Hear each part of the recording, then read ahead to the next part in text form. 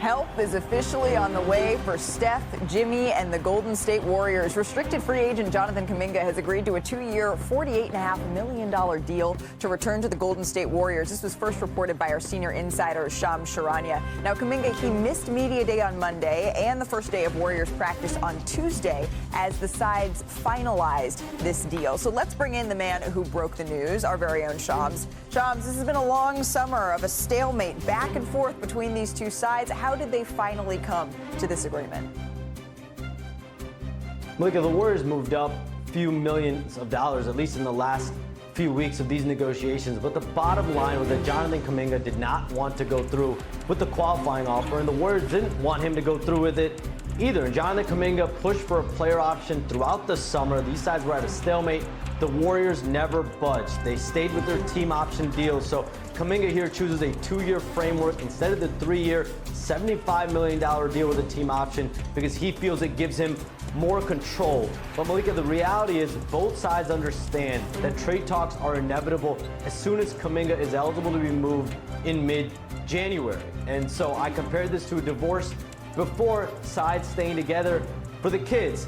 And they're going to put their best foot forward, but this has the makings of a tenuous and potentially tumultuous relationship, even as they start off here in the next few weeks. What a metaphor. So we're kind of in mediation right now if we're going with that divorce metaphor here ahead of that January 15th eligibility for Jonathan Kuminga to be traded. But Shams, you report that Kuminga and the Golden State Warriors agree to this deal. All right, I get that notification. And then I get like 6 more back to back to back. It unlocked the floodgates here for the Golden State Warriors. How different does the roster look now? Malika, in the span of 48 hours, the Warriors have essentially rounded out their entire 15-man roster. Jonathan Kuminga, Al Horford, DeAnthony Melton, Gary Payton II, Will Richard, and their 15th man this season will be Seth Curry. I'm told the Warriors signed him to a 1-year deal. Seth Curry and Steph Curry will be on the floor together this season as teammates. They'll be the 23rd set of brothers to play together on the same team in NBA history. There will be some cap machinations related to Seth Curry in the coming weeks, in the coming month. But for all intents and purposes, he will be on this roster as the 15th man. Him and Steph Curry will be on the floor together throughout this season. I love that. I just love a story of two brothers being able to come together. We know at this point in Steph Curry's career, you've won a bunch of championships, league MVPs, finals MVPs. Being able to play with your brother, that's something that is incredibly special. Shams, thank you very much for that insight here on the Golden State Warriors. So as Shams mentioned, this is how the Warriors roster looks now that it seems to be locked in here for training camp. And this is how their depth chart, it will likely look heading into the regular season here. As of course, they have a couple of injuries and things through the preseason, but this is how we expect it to look heading into the regular season. So Brian Windhorst, it took a while, but now the Warriors, they have made their moves. What do you make of the Warriors offseason, and what do folks around the league say? Well, this is a team that finished last season very strongly. They got sidetracked in the playoffs when Steph had suffered a hamstring injury. They still believe if that hadn't happened, they might have been able to make it to the Western Conference Finals. They want to now try to build on that success, and getting Kuminga in the fold is important. The one area where this team was really vulnerable last year was in the big man position. Even though they had success playing small, they weren't able to match up at times with other people's size. And that's why going out and getting Al Horford was important. I know he just signed, but he's been committed to the Warriors for months. That was a major offseason priority for them. And so he is going to bring championship experience and versatility, which will fit on this roster very well. That is as much of a pickup for them as making sure Kuminga was on a contract that was comfortable for them to have maneuverability in the future. All right, let's talk about this Kuminga contract a little bit here, Bobby, because I know everyone watching at home is saying, all right, we've been hearing about this back and forth for months and months now. What does this actually mean now that Kuminga is signed? We're hearing that potentially he could be on the move again. It sounds like this is a contract that he made betting on himself. Am I reading that correctly? No, you're right. I mean, let's put yourself in the shoes of Mike Dunleavy Jr., the GM in Golden State. 24 hours ago, he was looking at a roster or salary cap ledger of 3 players, Stephen Curry, Draymond Green, and Jimmy Butler, making 75% of the salary cap. Malika, they had no players on their roster outside of those 3 players making $12 million. Now, when you take Kuminga at that $22.5 million, that gives you a big tradable contract come January 15th when he's eligible to go out and make a deal. Remember, a year ago, they went out and got Jimmy Butler. The reason why they got Jimmy Butler was because of Kyle Anderson and Andrew Wiggins and Dennis Schroeder.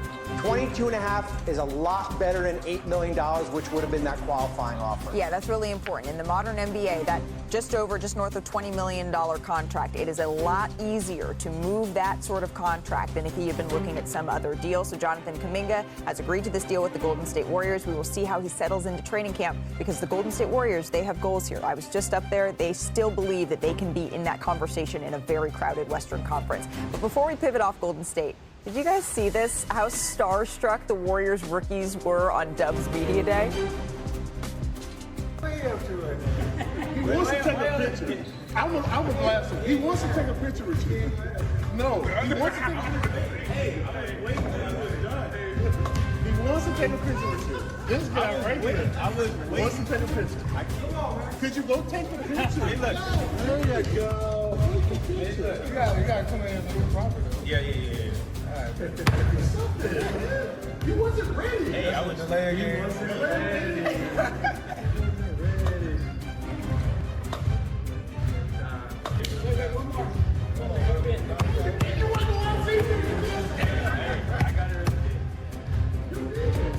I mean, how awesome is that?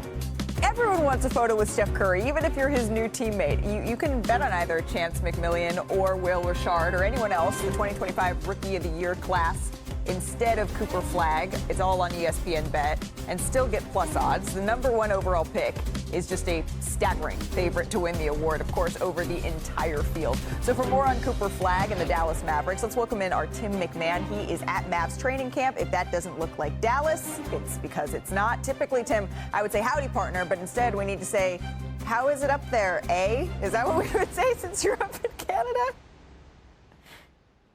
We're sticking with howdy, Malika. All right, howdy, Tim. What are the early impressions of Cooper Flagg with training camp getting underway? Look, this is a guy who comes in, obviously has Rookie of the Year ambitions, but he's joining this franchise loaded with veterans who have finals experience, in some cases championship experience.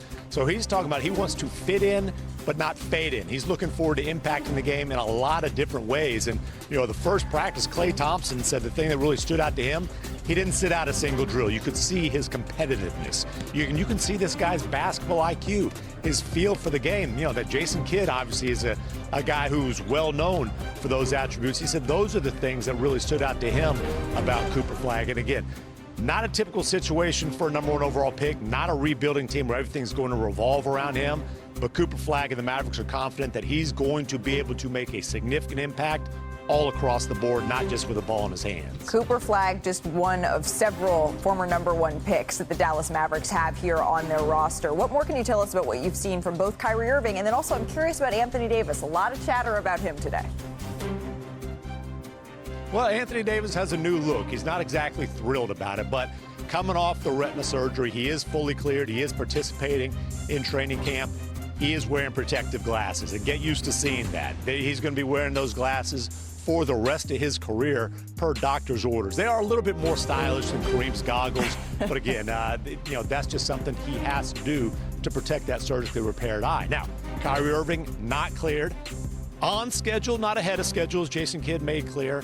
But we got to see some of his progress. He's not practicing, but after practice, working with new Mavs assistant coach Phil Handy, who Kyrie has a relationship with going back to their time together in Cleveland. And it wasn't just standstill shooting. He's doing some things off the pivot, some one-dribble moves. Kyrie is a ways away from actually being able to scrimmage, much less to play in games. But he's upbeat, and, you can see the progress that he's made coming back off of that torn ACL that he suffered in March last season. We're all going to listen to Jason Kidd, and we're not going to get too excited every single time we see a new video of Kyrie Irving back on the floor. But as he reminded us, he has started